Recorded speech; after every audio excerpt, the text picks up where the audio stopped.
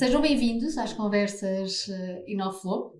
Hoje sobre um tema particularmente interessante que tem a ver aqui com os fundos e Portugal 2030. O meu nome é Sara Rodrigues, sou Business Developer da InnoFlow e tenho o gosto de ter aqui comigo António Valente. Olá, Sara. Olá, diretor comercial da EFI Group e Rui Palpério, diretor operacional da InnoFlow. Sejam bem-vindos. Obrigado, Sara. Obrigada também. Gostava de começar esta conversa através de um indicador que parece-me interessante.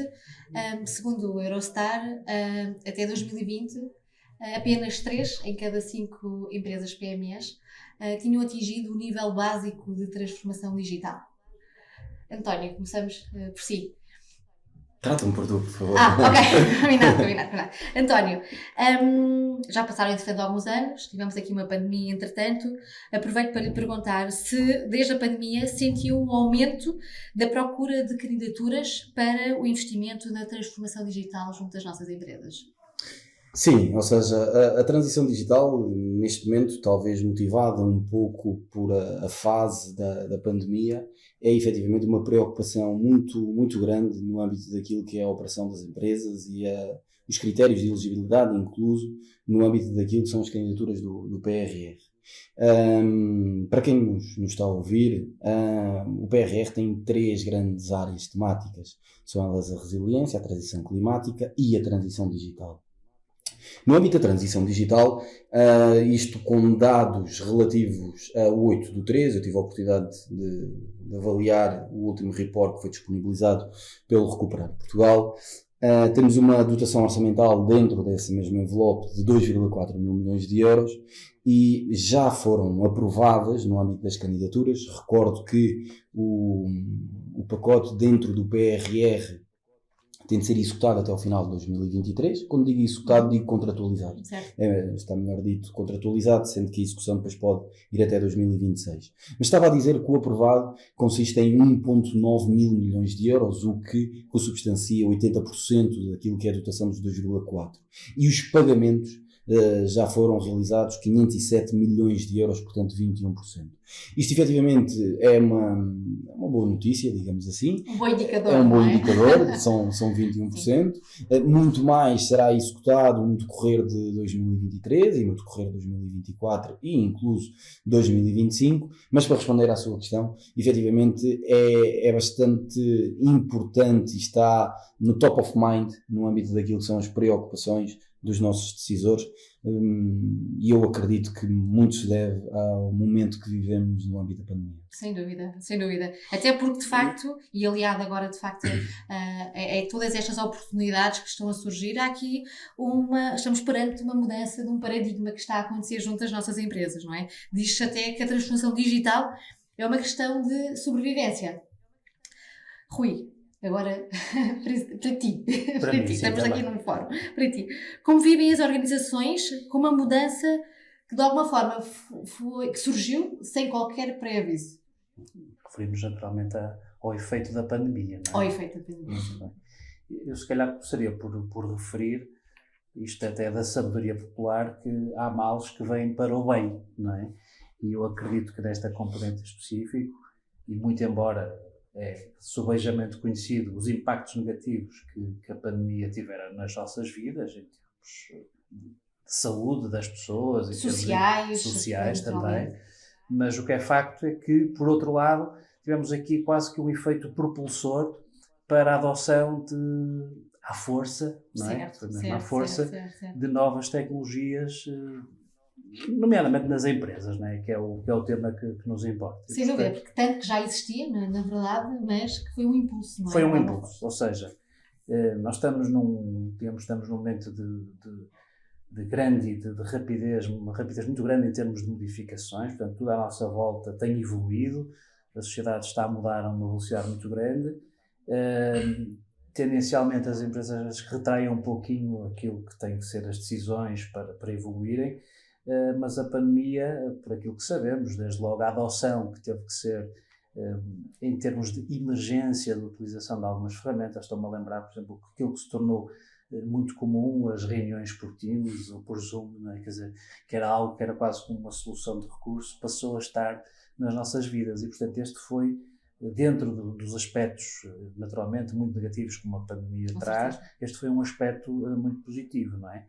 E, portanto, centrando aqui novamente na questão que eu referia, que era a questão da sobrevivência, é um facto, sim, é uma questão de sobrevivência para as empresas e também, eu diria, isto é muito importante, para algumas profissões também, ou seja, temos que nos reinventar continuamente. Portanto, se a sociedade está a evoluir, se o mundo está a evoluir, se as empresas e os profissionais não se reinventam, digamos, a tendência é desaparecer, não é? Exatamente, exatamente. Não é? E, portanto, agora, naturalmente que isto não é uma questão única e exclusivamente relacionada com a tecnologia, tem muito a ver com a cultura de gestão, portanto, também com uma adaptação dos processos que as empresas têm que ter, porque a tecnologia só vai ajudar a suportar essa transformação.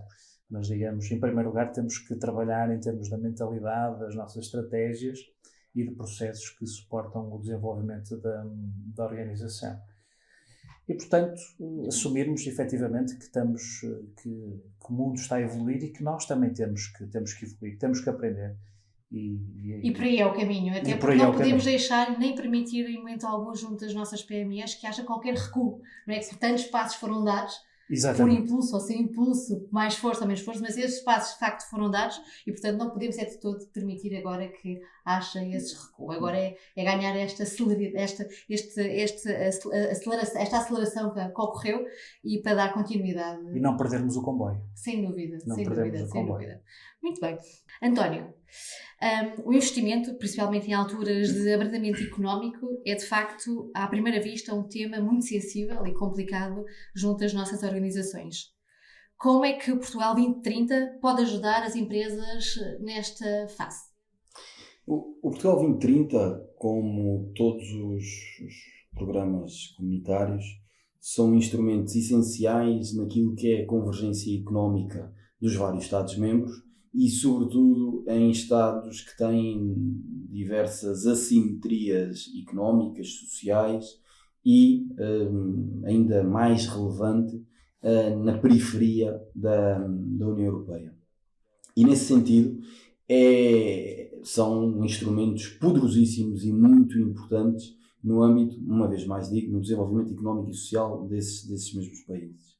Dito isto, também, quem nos está a ouvir poderá perguntar-se, é certo, mas ao final de tantos quadros comunitários, ao final de tanto dinheiro despejado, peço desculpa pela expressão, na economia portuguesa, porque é que nós não convergimos? Porque é que neste momento temos determinados países que, como por exemplo a Roménia, eu gosto muito de dar o exemplo da Roménia, porque recentemente foi bastante mediatizado, há 15 anos atrás estava muito longe e o fosso do PIB per capita era brutal relativamente quando comparado com o português e neste momento está a aproximar-se a olhos vistos. Isto deve-se sobretudo a diversas temáticas que não interessa dissecarmos neste programa, mas é sobretudo no âmbito daquilo que é a canalização destes mesmos apoios. Ou seja, eu sou da opinião, e esta é apenas a minha opinião e nada mais do que isso,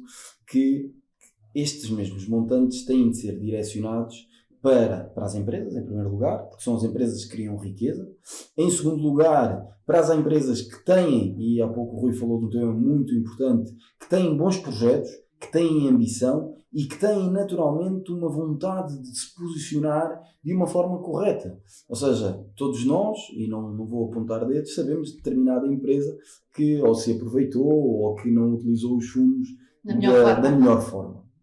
O Portugal 2030, à semelhança do Portugal 2020, tem estes mecanismos cada vez mais exigentes que, inclusive, depois, por outro lado, trazem também mais alguma burocracia. E é importante as empresas terem noção que são, além de instrumentos poderosíssimos, são instrumentos que têm de estar a servir a estratégia da empresa. Ou seja, o que eu quero dizer com isto? A empresa, antes de saber quais é que são os apoios, tem de ter uma linha condutora, tem de ter a tal visão que há pouco falávamos e que depois é possível fazer esse mesmo match. Quase a cultura, não é? É a cultura. O Rui falava, exatamente, não é? isso. Ou seja, a empresa já por si tem de ter uma cultura, seja de digitalização, seja de internacionalização, seja de organização no âmbito daquilo que é todo o seu processo digital, no âmbito dos processos, para depois sim, com base nisso, definir aquilo que é o seu plano de investimento, o seu plano de estratégia, num período que depois poderá variar de empresa para empresa, mas pode ser de 3, pode ser de 4, pode ser de 5 anos, e depois sim procuraremos esses mesmos apoios. Dito isto, nos próximos anos vai haver, e desculpem a expressão, uma chuva de dinheiro. Está bem? Portanto, eu recordo... Logo oportunidades. Eu recordo que nós neste momento vivemos um período que o PRR são mais ou menos 14 mil milhões de euros a fundo perdido, depois tem mais 2 mil milhões de euros, estou a falar de números grandes, perdoem-me a imprecisão, 2 mil milhões de euros de empréstimos, mas foquemos no fundo perdido. Portanto, estamos a falar de 14 mil milhões a fundo perdido dentro do PRR, mais 23/24 mil milhões de euros dentro do Portugal 2030. Portanto, nós somarmos isto e acrescermos aquilo que é a execução dentro final do Portugal 2020, Portugal, em números redondos, nos próximos anos, tem à sua disposição cerca de 60 mil milhões de euros. O PIB de Portugal é cerca de 200 mil milhões de euros. Vamos ter uma chuva de dinheiro, de oportunidades. Agora é importante que as empresas percebam efetivamente que estes instrumentos têm de ser feitos numa lógica de complementar e alavancar o processo de aceleração que há pouco muito bem dizias. Muito bem. E com base, de facto, nestas estratégias que são fundamentais estarem bem definidas junto das devidas organizações. Uma curiosidade, de alguma forma, é possível e de que forma é que podemos enquadrar os quadros e os apoios comunitários a alguns benefícios fiscais em 2023 que possamos vir a ter? Isto é um caminho, é uma possibilidade? É uma possibilidade, é um excelente tema que colocas e é um tema de majorar aquilo que é o apoio. Eu dou apenas um exemplo que gosto, poderemos até inclusive dar dois exemplos. O Portugal 2030, a sequência do Portugal 2020, para as empresas no âmbito do eixo da competitividade e internacionalização, tem 3 grandes linhas, chamemos-lhe assim: investigação e desenvolvimento, a inovação produtiva e a internacionalização e qualificação. Ok? Dentro do investigação e desenvolvimento, dentro desta mesma linha, as empresas podem ambicionar, no máximo, em termos teóricos, podem ambicionar a um máximo de 80% a fundo perdido. É necessário várias condições estarem garantidas, portanto não vamos apontar para os 80%, porque efetivamente é quase utópico, mas vamos apontar para os 60%. Uma PME pode, com algum grau de certeza, atingir os 60% a fundo perdido. O que é possível fazer com o sistema fiscal português? É possível esse 60% a fundo perdido, pegar nos restantes, os 40% que são os capitais próprios da empresa, e recuperá-lo através do CIFID. O CIFID é um benefício fiscal que permite recuperar 82,5% das despesas. Portanto, se vocês pegarem em 60% de fundo perdido e pegarem em 82,5% dos 40%, estamos a falar mais ou menos em 90% a fundo perdido no âmbito de um projeto. Portanto, excelentes notícias. Efetivamente, isto é interessantíssimo, claro, no âmbito daquilo que são os projetos de investigação e desenvolvimento, onde temos taxas muito maiores. Mas isto também é válido, por exemplo, quando as empresas no âmbito do seu processo produtivo necessitam de adquirir tecnologia, necessitam de adquirir ativos intangíveis. Porquê? Porque podem utilizar, por exemplo, no âmbito do sistema de incentivo à inovação produtiva, onde podem ambicionar cerca de 50%, sendo que aí há uma componente a fundo perdido e uma componente de empréstimos sem juros, podem ir buscar através do REFAI, podem ir buscar através do IFR, podem ir buscar através de vários benefícios fiscais um valor superior, no âmbito daqueles que referenciei anteriormente, estamos a falar de mais 25%. Portanto, tudo isto somado, é possível que as empresas consigam uma otimização financeira e fiscal muito, muito interessante. Lá está. A atividade da empresa tem de ser lucrativa, as empresas têm de ter impostos e têm de ter a tal visão estratégica que é estávamos aqui a fundamental. falar. É fundamental. Sem Muito isso, bem, sem dúvida.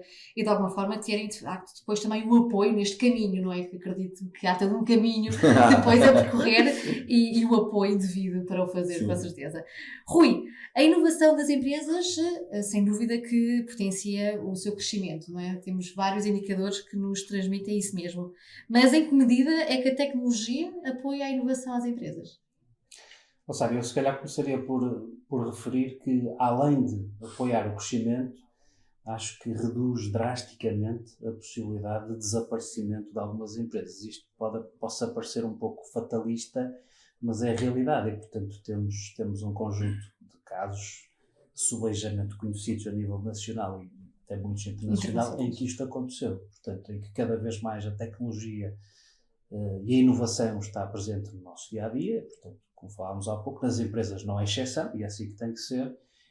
E há casos conhecidos em que uma empresa que suportar o seu negócio, a inovação e sobretudo em plataformas tecnológicas, acabou por aniquilar aquilo que quase que eram considerados alguns monopólios que estavam instituídos. Tão tradicionais que existiam, exatamente, não é? Vou dar aqui um caso que apesar Sim. de ser internacional, toda a gente conhece, que é o caso da Uber, não é? Portanto, a Uber, digamos que destronou o negócio do transporte privado de passageiros, portanto o táxi, não é? Que conhecíamos, e que é um negócio assente em tecnologia, fundamentalmente, ok? Portanto, foi reinventar um negócio que já existia em tecnologia. Temos a mesma coisa como a Amazon em termos do comércio eletrónico. Ou uma Airbnb, não é? Netflix, não é? Quer dizer, já todos nós assistimos a séries e vídeos, e, portanto, mas hoje temos um conceito completamente novo. E, portanto, está suportado em tecnologia e uma abordagem diferente ao cliente. Foi também perceber o que é que o cliente valoriza. E, portanto, inovou-se aqui. E a tecnologia foi um efeito fundamental.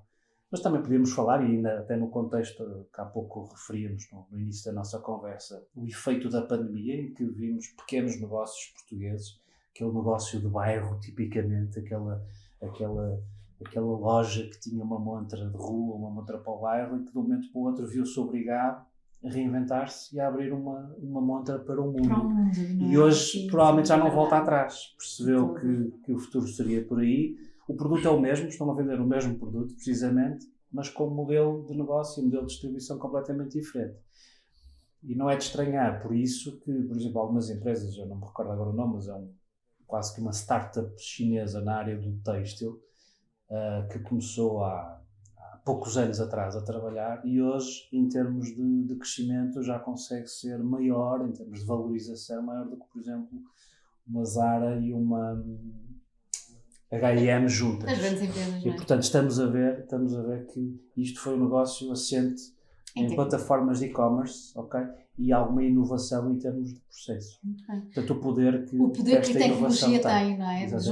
Junto das empresas. Aliás, já agora, se quisermos, até levamos isto a outro prisma, a própria administração fiscal portuguesa, que desde que começou a suportar o processo de recuperação de dívida, portanto, de impostos em tecnologia, hoje tem muito mais sucesso. Portanto, também está a crescer, não é? É uma perspectiva diferente. Mas também existente, não é?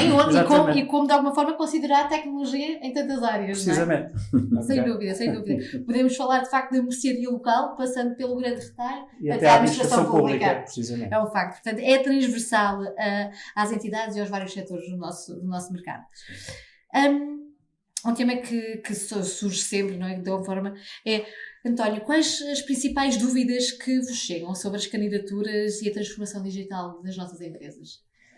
Sobretudo a nível daquilo que é a elegibilidade das despesas. A elegibilidade, o cabimento, o match com a determinada linha são as dúvidas mais presentes e mais frequentes que existem. Depois existem outras dúvidas um pouco mais técnicas, nomeadamente já tive a necessidade de comprar ou adiantar algum montante, é possível recuperar, etc. Portanto, eu diria que estas são as dúvidas mais frequentes, como referi, e a resposta é muito simples e até para aconselhar quem me está a ouvir. Regra geral, no âmbito da digitalização, a digitalização por si só, apesar de ser inequívoca a importância que tem, não é um projeto. Está bem? Ou seja, ele é sempre como um plus em vários projetos. Portanto, tem cabimento em tudo. Isso é fantástico. Ou seja, há pouco quando referenciei, por exemplo, no âmbito do Portugal 2030, os projetos de investigação e desenvolvimento, eu, se necessitar de adquirir uma determinada plataforma para a gestão do projeto, por exemplo, é elegível. No âmbito, por exemplo, da inovação produtiva, que são aqueles apoios que financiam equipamentos, eu, se necessitar de adquirir tecnologia no âmbito de indústria 4.0, sensores, automatização, etc., isso é elegível. Por outro lado, no âmbito da internacionalização, que há pouco também falámos, eu, se precisar de um ERP ou de um CRM ou alguma coisa, uma plataforma e-commerce, etc., isso também é elegível no âmbito daquilo que é o sistema de incentivo à internacionalização. E, portanto, aquilo que eu tento sempre transmitir aos nossos parceiros e aos nossos clientes é a elegibilidade da despesa está sempre muito associada àquilo que é o caráter no âmbito do projeto, seja ele de investigação e desenvolvimento, seja ele produtivo, ou de internacionalização ou qualificação, mas que não restem dúvidas relativamente à elegibilidade da despesa no âmbito das várias linhas de financiamento dentro do Portugal 2030. De facto, tem de haver este grande alinhamento, não é? É fundamental e é um ponto base, não é? Para todo o processo. Voltamos ao tal início, a tal visão, a tal estratégia, o que é que queremos fazer, os grandes indicadores e a gestão com base sempre naturalmente da inovação. Porque, inclusive, no âmbito da avaliação das candidaturas, a maioria das candidaturas são avaliadas numa escala de 0 a 5. Também, que chama-se o mérito da candidatura. E um dos pontos de majoração é efetivamente esta disrupção a nível de inovação tecnológica, esta diferenciação, esta segmentação através da inovação no âmbito das empresas, que lhe dá uma nota maior ou uma nota menor. O que é que nós trazemos de novo ao mercado, não é? Que é por aí que queremos caminhar.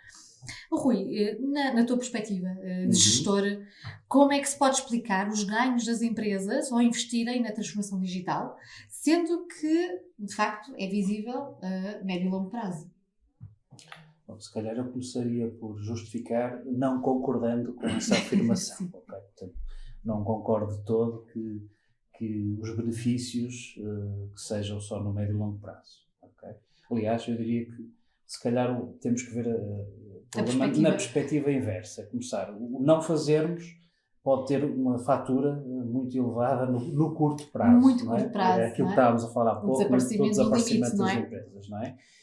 Mas a realidade, pronto, e que não é tão incomum quanto isso, porque as estatísticas escondem um bocadinho, mas a realidade é que por cada empresa média que desaparece, seja pelos motivos que forem, tipicamente a estagnação, a incapacidade de se reinventar e de evoluir, surgem 2 ou 3 pequenas novas empresas e que surgem pela mão, muitas vezes, de ex-colaboradores que entenderam, ou ex-trabalhadores, que entendiam que podiam fazer aquele produto de uma forma diferente, ok? Inovador.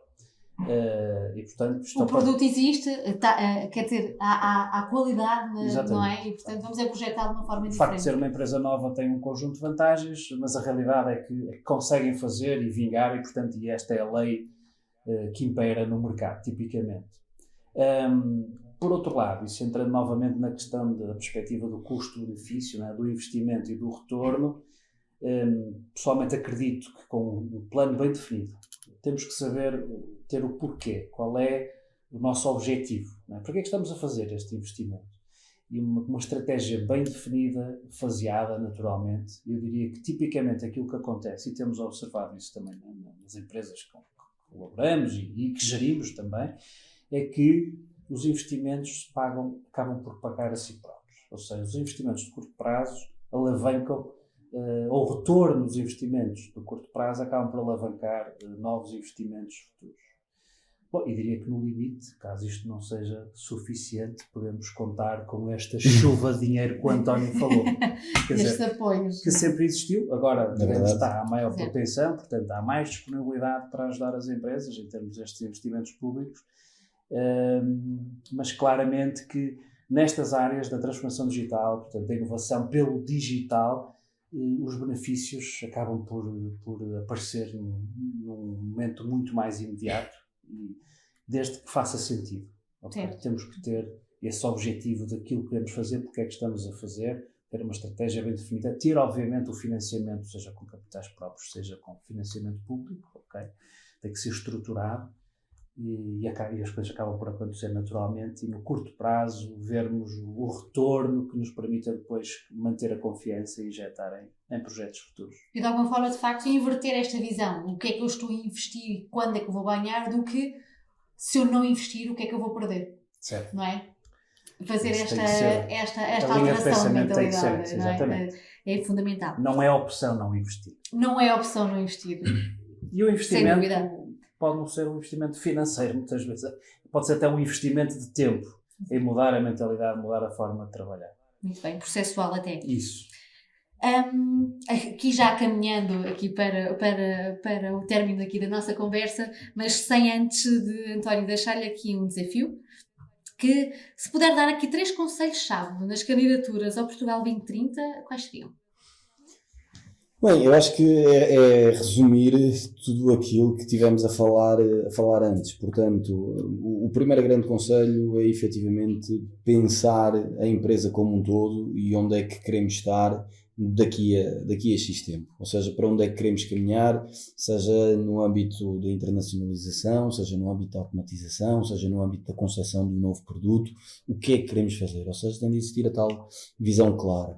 Uma vez que essa visão esteja definida de uma forma bastante clara e inequívoca, então, naturalmente, fazer uma boa análise financeira no âmbito daquilo que são os investimentos, porque eu concordo a 200% com aquilo que o Rui indicou, mas naturalmente depois é necessário avaliar o esforço financeiro da empresa, seja numa vertente de capitais próprios, seja numa vertente alavancada em financiamento bancário, seja numa vertente do financiamento comunitário, como tivemos a falar, ou inclusive no âmbito dos benefícios fiscais, porque é possível libertar capital próprio, por exemplo, através da otimização fiscal. Ou seja, eu se tiver 50 ou 60 mil euros de IRC para pagar, e se não pagar, posso pegar nesses 50 ou 60 mil euros e investir no âmbito de um projeto que estamos a falar. Portanto, o segundo ponto...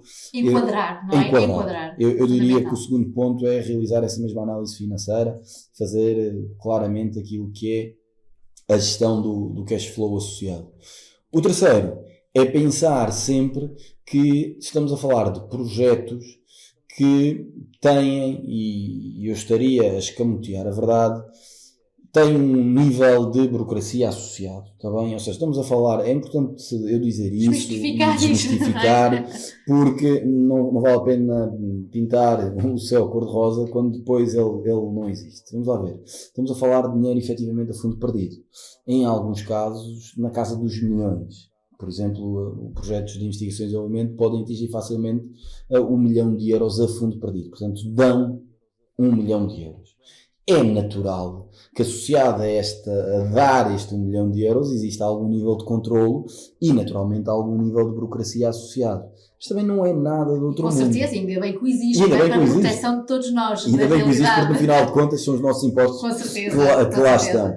Mas também não é nada demais, ou seja, desde que a empresa tenha uma forma clara e saiba aquilo que são as suas obrigações, nomeadamente a nível, eventualmente, da contratação de recursos humanos, a nível daquilo que são os entregáveis do projeto, a nível daquilo que são os KPIs ou os indicadores no âmbito do projeto. Então as empresas não têm de ter receio algum, devem-se fazer rodear por ou internamente uma pessoa alocada a 100% para aquilo. Não vale a pena tentar dar um famoso desenrasque português ou um jeitinho, porque não vai ser, não é o caminho, não é por aí. Não é o caminho. Acho que as empresas têm de apostar cada vez mais numa especialização e cada vez mais numa responsabilização daquilo que são as tarefas. Portanto, ou internamente, se assim o entenderem, tiverem know-how interno para o fazer, ou então no âmbito de entidades como a nossa e outras, existem excelentes empresas e como tal devem-se fazer rodear dos melhores para que o projeto corra bem.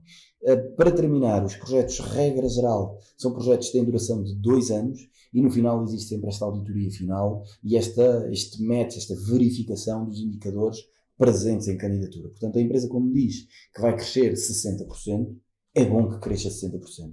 A empresa, quando diz que vai contratar 30 pessoas, é bom que contrate 30 pessoas.